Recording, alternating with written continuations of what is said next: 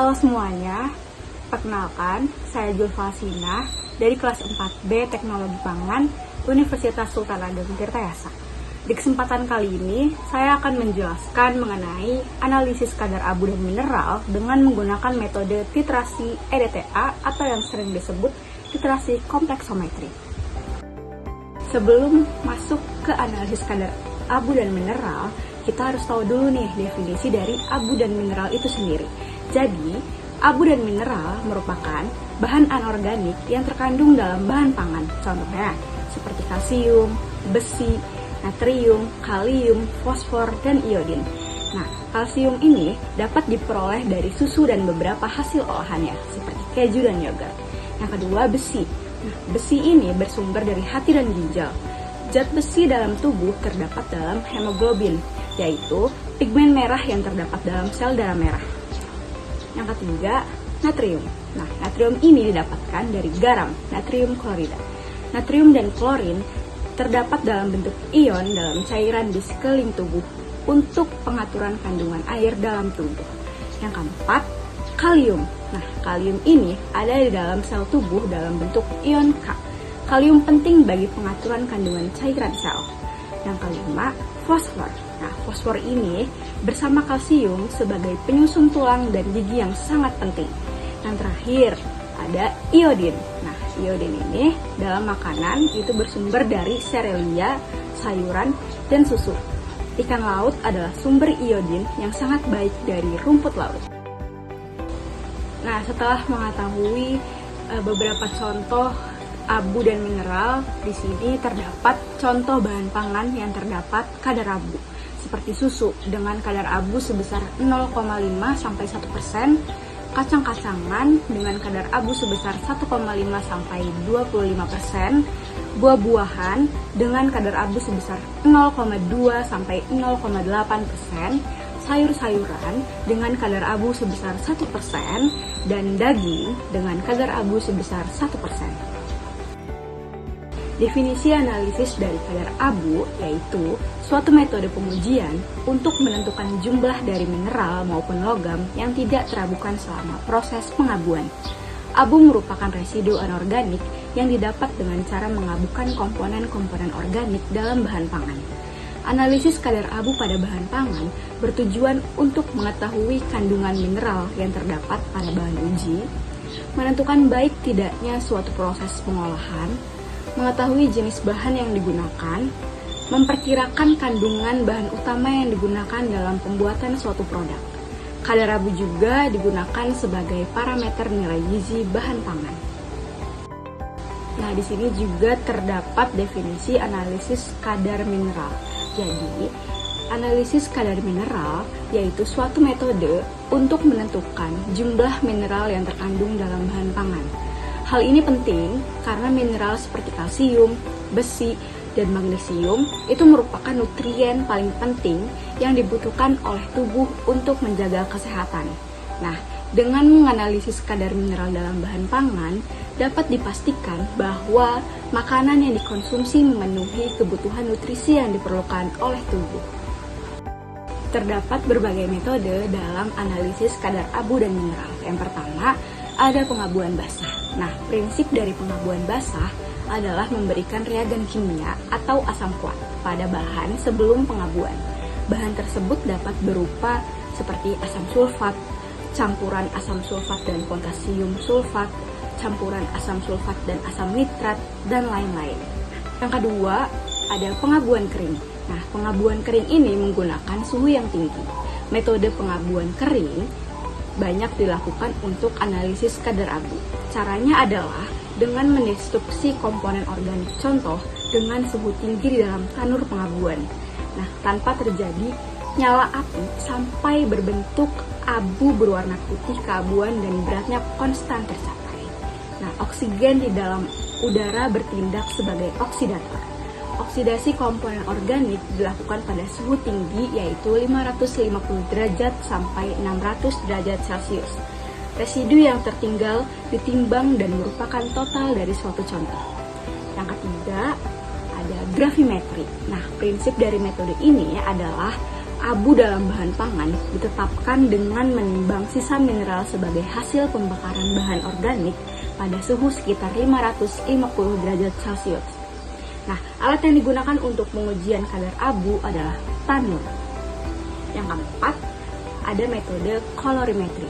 Nah, prinsip dari metode ini yaitu menggunakan radiasi elektromagnetik UV phase berada pada panjang gelombang 200 sampai 700 nanometer. Nah, dalam metode kolorimetri, warna yang terbentuk dari suatu reaksi itu harus stabil dan menunjukkan unsur mineral tunggal. Yang terakhir yaitu metode titrasi. Nah, untuk metode ini akan dijelaskan lebih lanjut.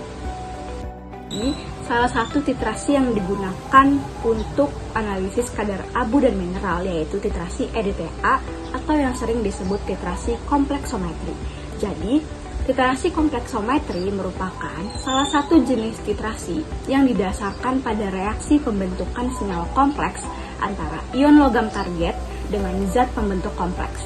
Nah, jadi zat pembentuk kompleks yang umum digunakan di sini adalah asam etilena diamena tetraasetat atau yang sering disebut EDTA yang akan membentuk kompleks kuat dengan perbandingan 1:1 dengan logam.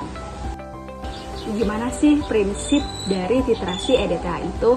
Ya, jadi prinsip dari titrasi EDTA ini menggunakan asam karboksilik yang mengandung amina tersier untuk membentuk kompleks yang stabil dengan ion metal. Nah, titrasi kompleksometri ini juga menggunakan indikator yang berfungsi sebagai pengompleks dan setiap warna berbeda sesuai dengan ikatan yang ada. Nah, indikator yang digunakan dalam pengujian titrasi ini biasanya yaitu eriochrome black tea, TAN, zinkon, dan asam salisilat. Titik akhir titrasi dideteksi dengan menggunakan pangkelat mineral yang memiliki afinitas lebih kecil dibandingkan ion mineral dan menghasilkan warna yang berbeda dalam bentuk bebas dan kompleks. Prosedur dari titrasi EDTA. Yang pertama, disiapkan sampel dan alat-alat yang akan digunakan. Yang kedua, dimasukkan sampel ke dalam labu ukur dengan bantuan corong. Kemudian, ditambahkan aquades sampai tanda batas. Yang ketiga, dihomogenkan. Nah, tujuan dari penghomogenan ini yaitu agar sampel larut dalam aquades. Yang keempat, pipet 10 ml sampel dan dimasukkan ke dalam iron layer. Nah, dalam melakukan langkah ini harus dengan hati-hati. Kelima, ditambahkan larutan buffer atau amonia sebanyak 5 ml sampai larutan memiliki pH 10. Yang keenam, lalu ditambahkan indikator eriochrome black tea sebanyak 5 tetes dan dihomogenkan. Yang ketujuh, larutan Na2-EDTA dimasukkan ke dalam burat sebagai titran. Yang kedelapan, larutan sampel dititrasi dengan larutan Na2-EDTA. Nah, jadi Na2-EDTA-nya itu di dalam buret dan larutan sampelnya ada di bawahnya. Jadi di sini kayak gini. Ya, yang terakhir itu dihentikan titrasi jika larutan sudah terbentuk dari warna merah ke ungu biruan. Nah, jadi dari prosedur yang telah dijelaskan dapat dilihat langsung nih video proses analisis kadar kalsium dengan menggunakan titrasi EDTA biar lebih paham. Ya, untuk langkah-langkahnya sesuai dengan yang sudah saya jelaskan sebelumnya. Mohon disimak baik-baik.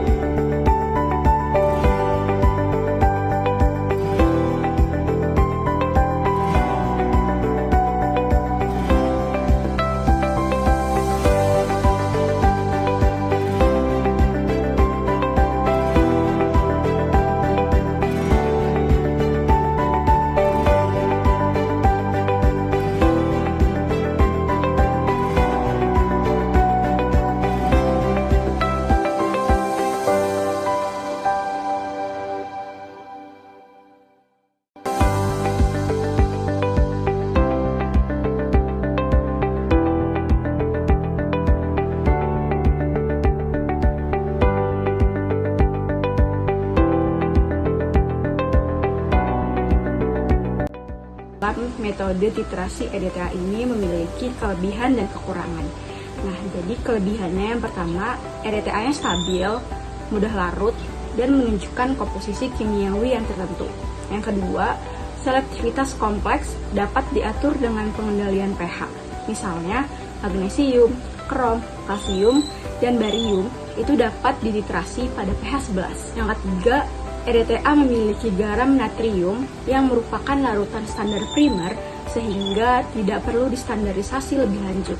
Yang keempat, dalam titrasi suatu titik ekivalen itu dapat segera tercapai sehingga dapat digunakan untuk penentuan beberapa logam pada operasi skala semimikro. Kekurangannya yang pertama, kurang baik digunakan untuk penentuan Ca2+ dengan EDTA karena kompleks Ca dengan EBT lebih besar dibandingkan Ca dengan EDTA. Yang kedua, pada saat titrasi, titik ekivalen terjadi terlalu cepat. Yang ketiga, agar penentuan ion Ca2+ dengan EDTA dapat terjadi, dapat menggunakan indikator EBT dengan ditambah sedikit Mg2+ ke dalam EDTA sebelum dilakukan standarisasi. Mungkin itu yang bisa saya sampaikan atau saya jelaskan. Semoga dapat bermanfaat untuk kita semua. Terima kasih. Dadah.